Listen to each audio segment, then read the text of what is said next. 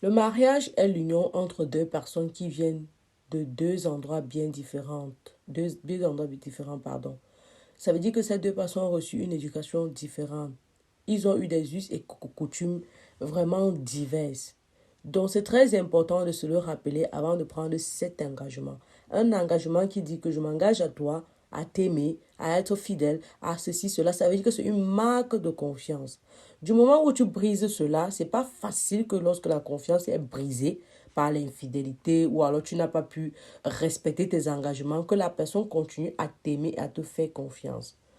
Mais je veux parler du mariage ici parce que généralement en Afrique, je prends l'exemple de l'Afrique parce que je connais plus, on éduque plus la femme que l'homme. Ce serait important que les parents apprennent à éduquer les enfants garçons.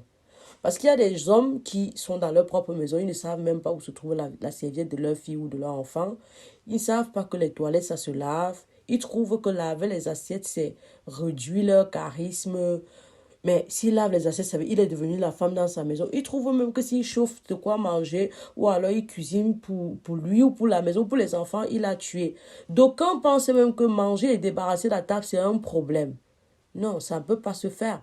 Tu viens d'un endroit, tu rencontres une personne qui vient d'un autre endroit avec une éducation différente. Donc, vous avez tous des attentes. Si tu penses que laver les assiettes est difficile, c'est tout comme la femme, par exemple, elle pense que non, son père, lui, il débarrassait la table, il faut aussi que tu débarrasses ta table. Tu ne le fais pas, vous êtes tous dessus, et puis maintenant, vous commencez à vous chamailler pour rien, alors qu'il faut juste trouver un terrain d'entente. Ici, chez nous, c'était comme ça, chez vous, tu dis aussi c'était comme ça. Est-ce qu'on peut faire comment pour s'en sortir? C'est ça le truc ici.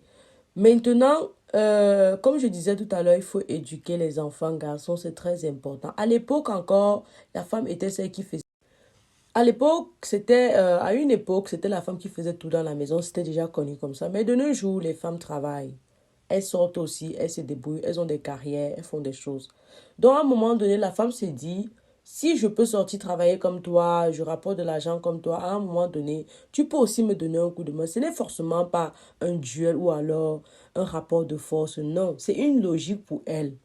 Maintenant, si toi tu penses que non, elle a tort, vous vous asseyez, vous en parlez, tu lui dis, je préfère donc que tu travailles moins, juste pour maintenir juste pour avoir des relations sociales et t'épanouir, et tu continues à faire ton travail. Et à ton travail à la maison, ou alors d'assumer tes tâches ménagères, et vous vous entendez. Mais il y a des hommes ici qui ne savent pas comment on lave les habits, mais ils portent toujours des habits bien lavés, repassés. Ils ne se demandent pas comment ça peut être. Parce que chez eux, ça a toujours été comme ça. Le père était toujours comme ça. Leur maman ne leur a pas appris que quand on finit d'utiliser les toilettes, on les lave. Quand on finit de manger, on débarrasse son plat et on lave directement. Ou alors le week-end, comme ça, on fait un grand ménage à la maison. Tu peux laver tes habits le week-end, tu repasses. Ou alors ta soeur lave, tu repasses. Ou je lave, tu repasses. C'est très important d'incorporer cela, d'inculquer cela aux enfants. Une autre chose très importante, c'est avant de se marier, c'est très important de prendre des cours. On appelle ça counseling. C'est très important. À partir de là, il y a des questions qui surgissent et c'est important de relever ces questions-là avant même de s'engager dans une relation maritale. Il y a aussi des personnes qui ne savent pas qu'on peut dire pardon. On peut demander pardon quand on est offensé. Ou il y a des personnes qui pensent que quand ils te demandent pardon, tu dois oublier. Non, le cerveau a ce qu'on appelle le subconscient. Quand tu fais quelque chose, même si on te dit je t'ai pardonné, le cerveau l'enregistre. C'est pas un truc qu'on peut facilement effacer. C'est pas une carte mémoire qu'on peut effacer. Donc les hommes qui pensent que demander pardon, c'est les réduire à rien, vous n'avez rien